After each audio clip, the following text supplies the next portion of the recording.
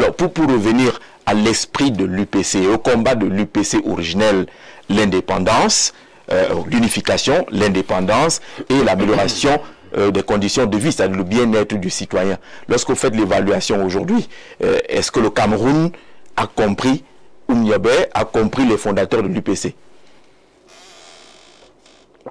Est-ce qu'on est unis? Est-ce qu'on est indépendant? Est-ce que le niveau de vie semble s'améliorer? On va dire un peu. Pas assez. D'accord? Parce que pour l'indépendance, on est quand même gouverné par nous-mêmes. Pour la réunification, 8 régions sur 6 ne sont pas en guerre. D'accord? Se marient encore.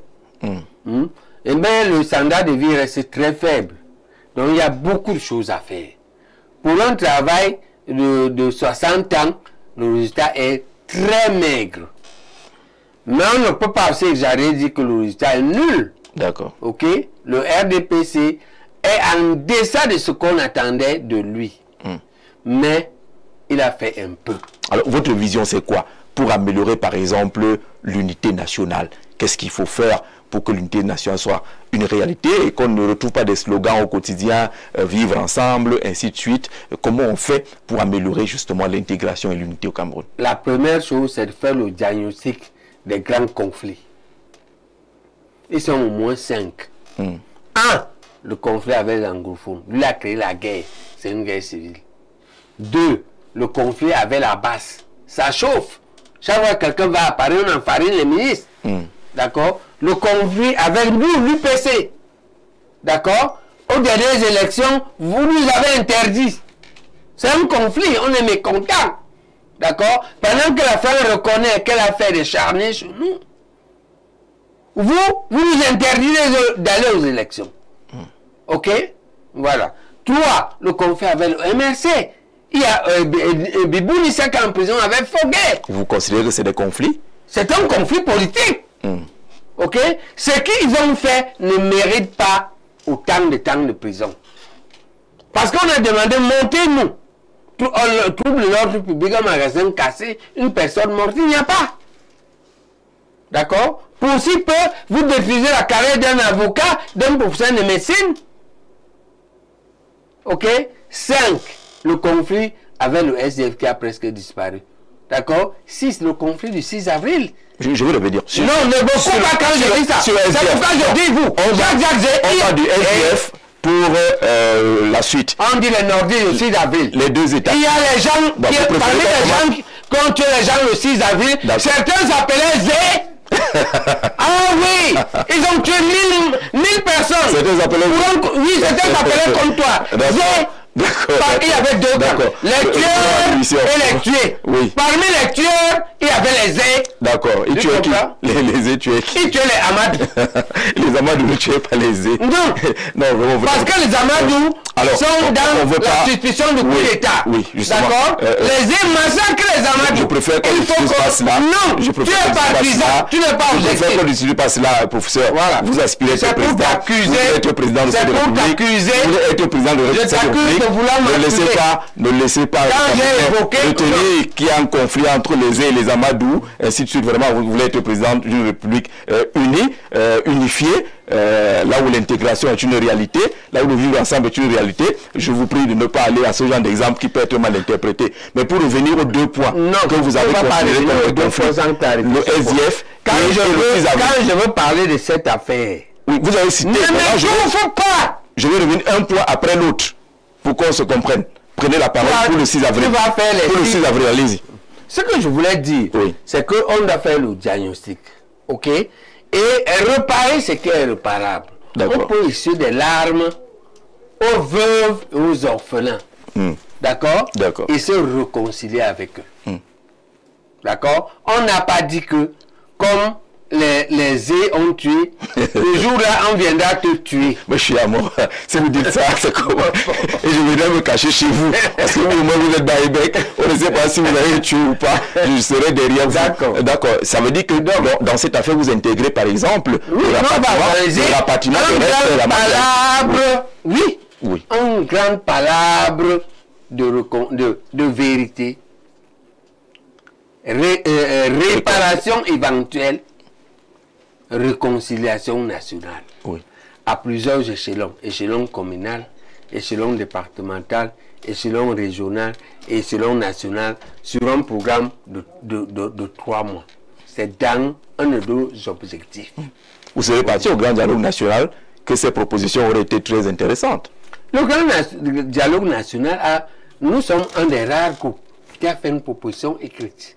Mais le grand dialogue national a été transformé par les organisateurs en un bluff qui excluait certaines personnes pertinentes. Il y a des personnes que ce régime n'aime pas voir. Comment ça? Je suis parmi. D'accord? Et c'est ça le problème de ma candidature. Tout ce que vous voyez, l'antimat monté, descendu, c'est le CERA. Il y a une partie du CERA qui est dedans. D'accord? Ils ont même, quand vous parlez de la mésentente Henriette Ekwe et moi, ils ont approché Henriette Ekwe. Ils lui ont demandé de me lâcher. Heureusement que j'avais basé le processus sur un système que je contrôlais, c'est-à-dire les fondamentalistes. Si j'avais fondé rien que sur Henriette Ekwe, si j'avais espéré que c'est sur elle que je compte pour l'investiture, j'aurais le bec dans l'eau. Mais ce n'est pas sur elle, c'est sur un comité directeur. D'accord? Que tous les bureaux aujourd'hui sont incapables de convoquer. Pourquoi? Parce qu'ils sont complètement désavoués par la base. L'un des seuls leaders de l'UPC aujourd'hui qui peut parler à la base est Baïbek. Vous pouvez bien parler à la base. Ouais. D'abord, beaucoup de Camerounais vous aiment.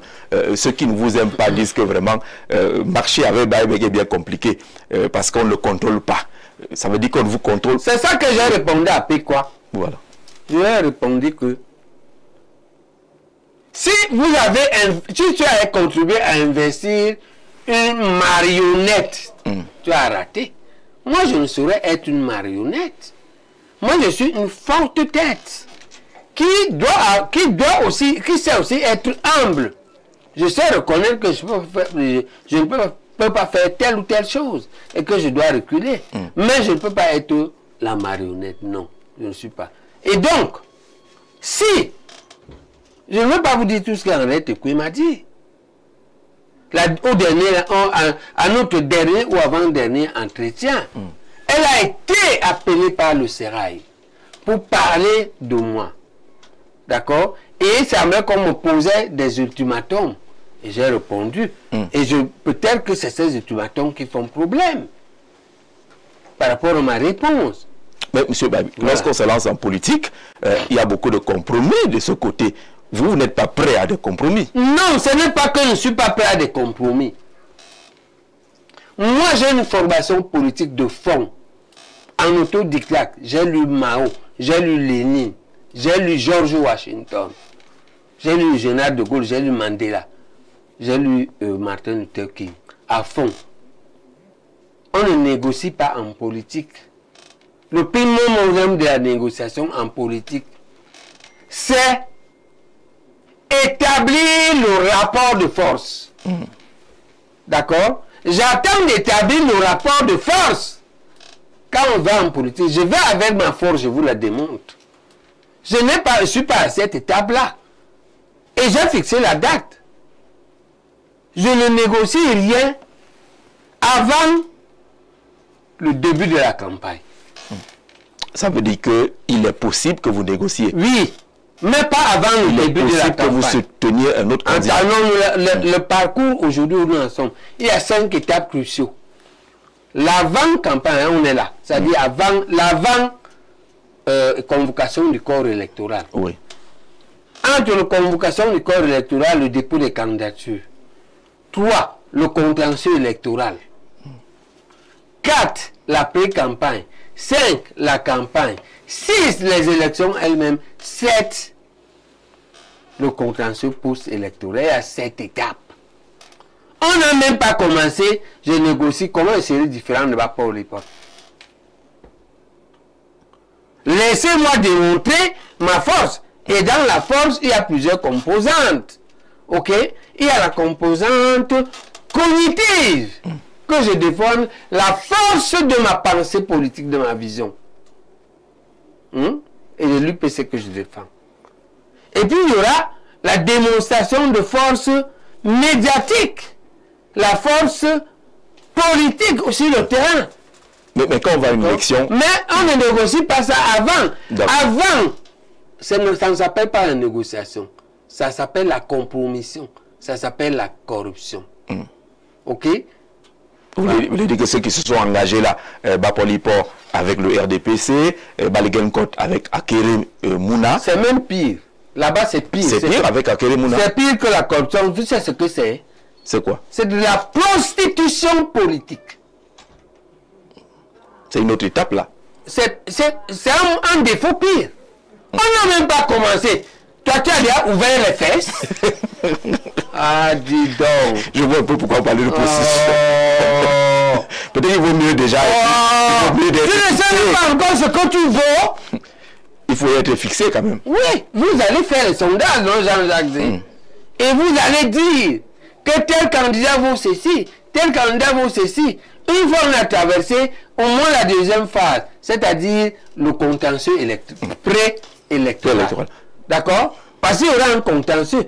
Et là, quand on va refuser certains dossiers, non? Oui. Et on va faire des procès, non? Ça va chauffer. D'accord? Ça peut faire exploser le pays, ça. C'est un risque. Même si on oui. Même si on oui. Et maintenant, quand on traverse ça, vous nous évaluez. Moi, je vous appelle à faire ça. D'accord? Qui les Camerounais portent dans leur cœur et à quel pourcentage? Après ça, on évolue jusqu'à 15 jours avant les élections. Ces 15 jours, c'est la campagne. On les évalue avant le début de la campagne. Et à la fin de la campagne, avec les élections. D'accord? Parce qu'on peut donner des consignes. D'accord? Voilà. Et on va voir, après les élections, le soir des élections, ce que chacun a récolté. D'accord. À chaque fois, il y a... Mais c'est même que ça n'a pas commencé. Toi, tu as déjà négocié et toi, tu t'es déjà livré. C'est de l'imbécilité. On a compris comment vous avez qualifié cela. Oui, c'est de l'imbécilité. Pour aller à une élection comme la présidentielle, il faut être porté par une machine politique forte, l'UPC. Mais lorsqu'on voit l'UPC aujourd'hui à pratiquement 4 candidats, ça veut dire que l'ennemi, votre adversaire, risque d'être votre propre parti. Attends, ça peut exister. Mais il y a des gens qui pèsent et d'autres qui ne pèsent pas. On te dit que la machin est montée, elle est descendue, il soutient un Kéria, un autre dit qu'il soutient bien. Est-ce que ça c'est l'UPC? C'est contre l'esprit de l'UPC. Premièrement. D'autres, je leur disais ça hier au comité directeur. Moi, si j'ai les 300 signatures, sans aucun parti politique, je gagne. Au Cameroun. Parce que le Cameroun me porte à cœur. Et parce que j'ai les relais communaux. Ok? Qui me respectent, qui me considèrent. Parce qu'ils ont été mes élèves. Ils m'ont admiré comme enseignant. Est-ce que Jean-Jacques comprend ça? Est-ce qu'ils sont vos militants? Pas parce qu'ils ont été élèves qu'ils sont militants. Mais oui, les êtres humains sont comme ça. Les femmes, Bob a écrit, sa femme a appuyé. Que je suis comme un gourou. Les médecins me suivent aveuglement. Les médecins pensent que, je leur en appelle ici, et les pharmaciens, on va changer le pays. Mais dans un pays... Au pouvoir ou pas. Et je prends le leadership de ça. Dans un pays qui a remporté plusieurs fois le trophée de la corruption, les gens comme vous, on préfère les éviter. Comment on va faire pour qu'un pays de corrompus, entre guillemets... Ça devient de plus en plus minoritaire. Ça recule. Ça recule de ce point de vue parce que le peuple en souffre énormément. Et il est de plus en plus conscient qu'il a une certaine responsabilité. Ok? Bon. Mais... On dit un président... Le marasme... Un président fouettard. Ils veulent un président fort. Pas fouettard. J'ai dit hier aux UPCistes que je suis convaincu que ce pays a besoin de ce profil pour mettre de l'ordre. Parce que pour eux, voir l'inverse. Il a été 40 ans gentil avec vous. Mais Jean-Jacques, vous avez profité pour détruire le pays. Et vous voulez que je rigole avec vous? Mais n'ayez pas peur, si vous êtes cordial, il n'y aura pas de fouette. Si vous avez la chance que l'Assemblée refuse, moi j'ai voté une loi. Si on refuse, il n'y a pas de fouet. D'accord? Et si on s'en... Mais votre méthode, c'est d'abord la dureté, la fermeté. Et le président Biya avait parlé à son arrivée de... Je le dis pour vous terroriser, pour vous faire peur. Mais en réalité, ça dépend du charisme de chacun. J'ai la chance que moi j'ai un charisme qui est une grâce divine. Et je l'ai testé plusieurs fois. Je vais vous donner 2 occasions. Pendant près de 20 ans, j'ai fait venir les étudiants en médecine à l'hôpital à 7 heures. Alors que l'heure officielle, c'est 8 heures. Et ils venaient à 7 heures. Ils se bousculaient. Ils se bousculaient. Ils ne pouvaient même plus punir les retardataires. Parce que quand ils arrivaient, ils étaient là-bas dehors. Ils n'avaient pas la place pour entrer. Moi, j'ai fait ça. Moi, j'ai dirigé les urgences jusqu'à l'hôpital central. Le plus grand hôpital de Yaoundé, 5 ans. La corruption est finie. On ne vendait pas les compresses, la bétadine. À mon époque. On ne prenait pas 5 francs un malade là-bas. 5 ans. Ok?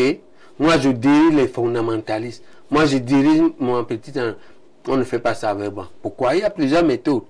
1. La discipline personnelle. 2. L'exemplarité. 3. La sanction systématique de ceux qui font faux. 4. La distinction systématique de ceux qui font bien. D'accord? J'ai des méthodes très importantes qui n'amènent pas au fouet. Avec laquelle d'ailleurs j'ai éduqué mes enfants.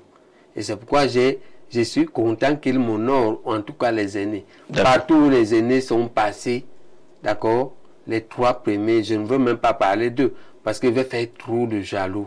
Ils ont une réussite exceptionnellement belle. C'est très beau. Mes premiers enfants. On a des échos. Voilà. Nous allons marquer une pause pour accueillir une dame. Elle va venir nous retrouver ici. Ah, ça, je ne savais pas. Il y a une dame qui vient nous retrouver. Elle a été en contact, elle est en contact avec les internautes. Depuis qu'on a annoncé votre présence sur ce plateau, elle a enregistré quelques questions avec sa voix et sa méthode, avec sa douceur. Une deuxième avec sa douceur. Et pendant qu'on prend également